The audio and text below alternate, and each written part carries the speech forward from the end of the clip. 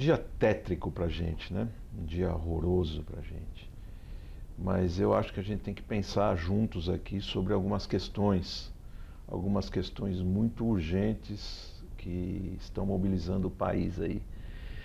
Até ontem, até umas 3 ou 4 horas da tarde do dia de ontem, a nossa prioridade era a luta contra a paralisação da nossa economia e a luta contra o lockdown imposto pelos governadores, principalmente o governador do estado de São Paulo, o João Agripino. Do nada, um ministro do STF, sozinho, no uso das suas prerrogativas e no uso da sua caneta, resolve, de certa maneira, a desprocessar o ex-presidiário e ex-presidente que governou esse país durante muito tempo. E eu estou dizendo desprocessar porque, na verdade, ele não diz em momento nenhum, ele não teve a desfaçatez, não teve a coragem, não foi homem o suficiente para dizer que o Lula é inocente. Mas ele disse que o processo que condenou o Lula está irregular. Ele não foi homem também para processar os autores do processo irregular, que é o seu Sérgio Fernando Moro e o Deltan Dallagnol, né, que foram os caras que, segundo eles, manipularam a justiça, manipularam os processos, manipularam as audiências para, de certa maneira, prender o ex-presidente, né, aquele cachaceiro. Então, eu quero trazer alguns números para vocês e afirmar para vocês, olha, a economia continua parada. Os nossos governadores e prefeitos continuam destruindo as nossas vidas. Será mesmo que é essa a prioridade, né? Lutar contra o STF, lutar contra essa decisão? Vamos manter a economia parada, vamos ficar todo mundo esperando, né? O desenrolar dessa luta, que é uma luta injusta contra o povo brasileiro. Eu acho que isso aí é uma forma de fazer com que a gente se perca nas prioridades. Então eu vou trazer os números para vocês e quero que vocês prestem um pouco de atenção, né? Porque, de certa maneira, esses números aqui eu estou trazendo diretamente do Plano São Paulo. O Plano São Paulo é o plano aqui do governo do estado de São Paulo, mas acredito que no Brasil inteiro aí, né? Cada estado e cada município deve ter aí, de certa forma, divulgado os seus balanços, os seus planos. Aqui no estado de São Paulo nós temos o tal do Plano São Paulo. E o Plano São Paulo é o plano aqui feito pelo João Agripino para, de certa maneira, justificar as suas inúmeras mudanças de posição com relação à fraudemia. Vamos lá, minha gente? Pois bem, meus amigos, eu produzi esse gráfico aqui. Esse gráfico, os números que dão sustentação a esse gráfico foram retirados diretamente do Plano São Paulo, tá ok? São os números do governo do estado. Se você for lá na Secretaria da Saúde, né, no site da Secretaria da Saúde, você vai encontrar, né, índices, né, que estabelecem aí, né, o regime de ocupação e o regime de disponibilidade de leitos para tratamento da tal da fraudemia, tá ok?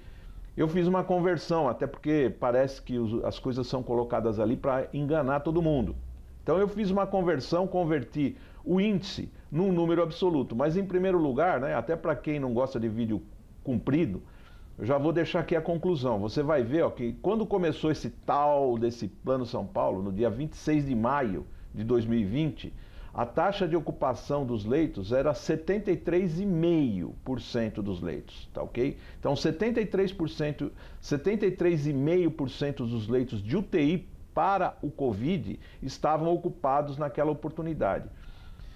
De lá até o dia 9 de outubro, né, esse índice de ocupação caiu para 43,3%. E é sintomático, né? É sintomático que tenha sido logo após o primeiro turno das eleições, né? Precisava justificar a eleição, precisava justificar a outra fraude que foi essa própria eleição que nós tivemos aqui, né? onde a oposição não pôde sair às ruas porque estávamos sob lockdown, mas eles estavam fazendo campanha em todos os municípios previamente, usando o cadastro do desespero e o cadastro das pessoas que eles tinham para, obviamente, né, para cabalar votos, cabalar apoios. Bom, mas deixa isso para lá, isso é objeto de outra análise, né? Seguindo em frente, no dia 29 de janeiro, esse número subiu para quase 80%, né? 79,9%. E caiu no dia 26 de fevereiro, caiu para 70,4%. Pois bem, esse é o seu gráfico básico, né? Que de certa maneira atesta aí as ações, né? As diversas ações do Plano São Paulo e do governo do estado de São Paulo, do João Agripino, que é esse cara que está infernizando a vida e a economia do país todo. Essa me parece ser a nossa prioridade, tá ok? Bom, minha gente, voltando então, né? Antes da gente seguir para o novo gráfico, eu quero que vocês olhem essa publicação aqui. Essa publicação é da Presidência da República, né, e divulga quanto foi distribuído para cada estado no ano de 2020. Veja que no estado de São Paulo foi distribuído a bagatela de 55 bilhões e 190 milhões de reais a mais do que normalmente seria distribuído para o estado. Isso por quê? Porque o governo federal teve autorização, através daquela PEC emergencial, de tomar empréstimo, tanto no mercado bancário nacional como no mercado bancário internacional, tomar empréstimos para poder, de certa maneira, financiar as ações da pandemia nos estados e municípios. E vocês devem se lembrar também que o nosso STF, apesar do governo ter tido a autorização de pegar esse dinheiro, né, de se endividar no mercado bancário, seja nacional, seja internacional, como eu disse, o governo não pôde definir quais eram as ações prioritárias. Então, cada governador fez o que quis, né? Então, você tem casos aí de governadores, né, que compraram hospitais de campanha fraudulentos e perderam o mandato, né? Pelo menos 2 deles, né? Secretários de saúde que roubaram a revelia e foram presos, né? Estão no Chilindró até hoje. Você tem casos aí de gente que comprou mal pra caramba as coisas, tudo num preço altíssimo, né? Num preço altíssimo. Tem outros casos de gente, né, de governadores e prefeitos que compraram aí insumos e não foi entregue os insumos, né? Então você tem os piores casos possíveis, né, de uso desse dinheiro, né? No caso aqui de São Paulo, o governo do estado recebeu 55 bilhões e 190 milhões de reais. Tá ok? Tá aí, ó, tá aí dito. Isso é um documento do governo federal.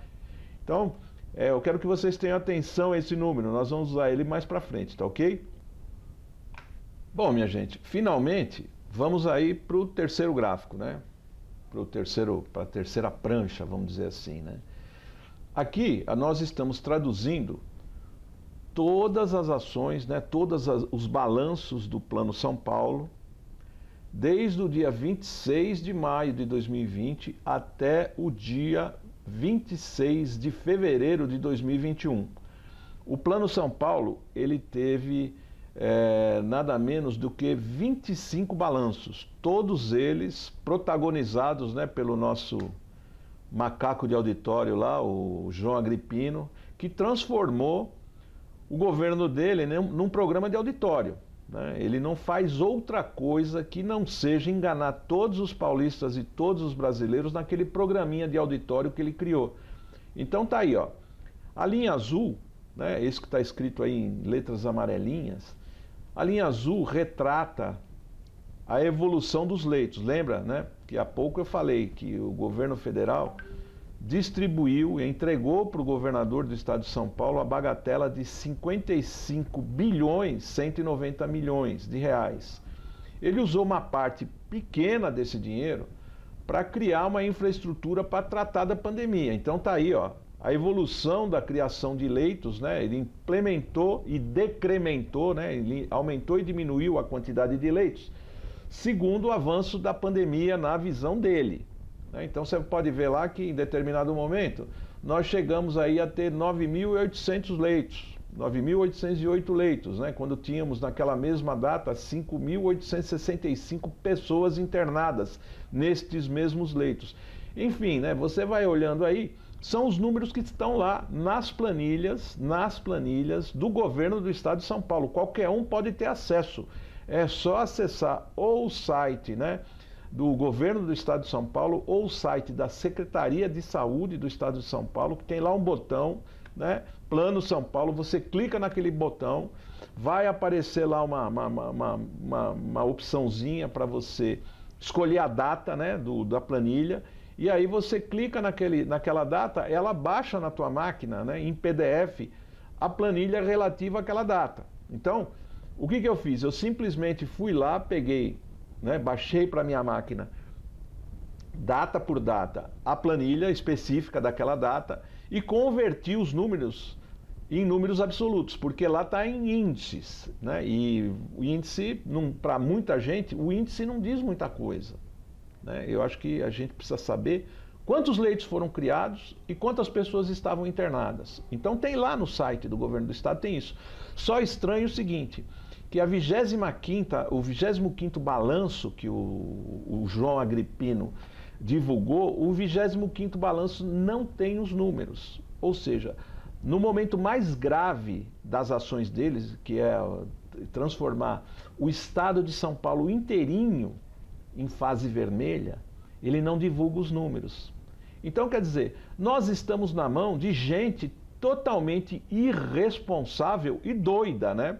Porque quer que a gente quebre os negócios, a economia, que os empregos vão todos para o espaço, porque ele disse e não provou, porque não traz os números, né, que o estado todo está na fase vermelha. Não é à toa que um monte de prefeito está entrando na justiça para contestar os números do governo do estado, né? Então, isso tem acontecido. Então, essa luta política tem que acabar. Nós estamos sendo feitos de instrumentos do projeto de poder de um sujeito que só sabe fazer campanha, que não deixa o governo federal governar, não governa o próprio estado, é um incompetente, é um vigarista de mão cheia. Os números atestam isso. Ele disse, se vocês entrarem lá no Plano São Paulo, ele disse que simplesmente recebeu, que empenhou, né, esse é o termo legal, o termo correto, ele empenhou dos 55 bilhões, dos mais de 55 bilhões que ele recebeu, ele empenhou apenas 5 bilhões 870 milhões nessas ações que eu estou descrevendo aqui nesse gráfico. Ou seja, ele não disse para ninguém onde ele colocou os 49 bilhões a mais que ele recebeu. Todo governador e todo prefeito está fazendo isso. Eles estão botando no bolso o dinheiro. Eles estão pagando o funcionalismo.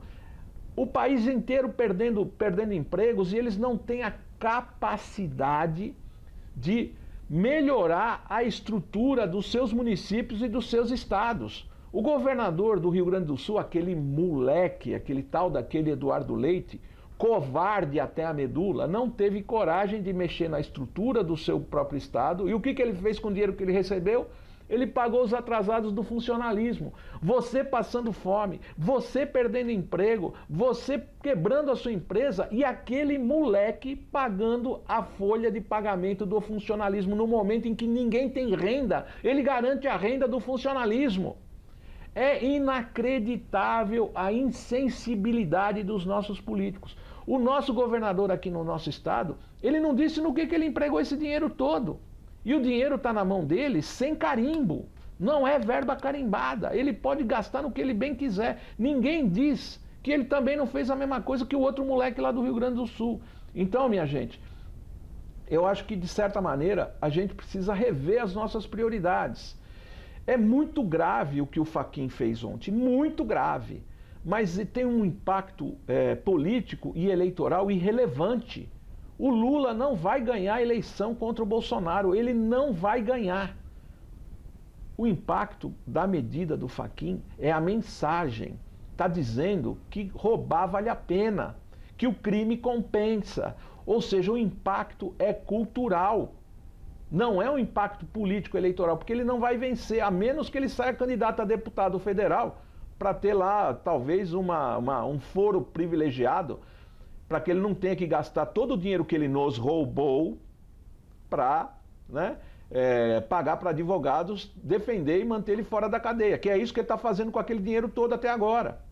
Então, vamos ter atenção a isso. É muito grave o que o Fachin fez, mas é mais grave para o nosso dia a dia, para os nossos empregos, para nossas empresas, para a nossa vida futura, para os nossos planos, que a gente tenha atenção aos nossos prefeitos e aos nossos governadores de estado, tá bom? Então é isso que eu queria dizer para vocês. Muito obrigado e até mais.